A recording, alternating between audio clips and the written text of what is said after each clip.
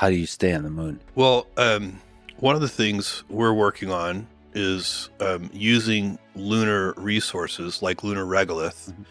to manufacture commodities and even solar cells on the surface of the moon. We've already built a solar cell that is completely made from lunar regolith simulant, and this solar cell is only about 7% power efficient, so it's very inefficient compared to the more advanced solar cells that we make here on Earth.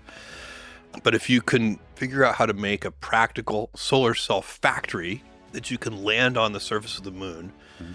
and then the raw material for those solar cells is simply lunar regolith, then you can just continue to churn out solar cells on the surface of the moon, have lots of power on the surface of the moon.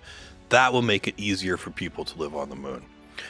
Similarly, we're working on extracting oxygen from lunar regolith.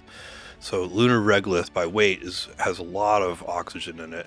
It's bound very tightly, as oxides with other elements, and so you have to separate the oxygen, which is very energy intensive. So that also could work together with the solar cells.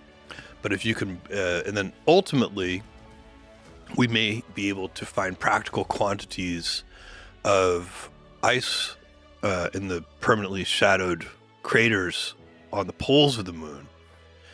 And we know there is ice water in those, or water ice in those craters.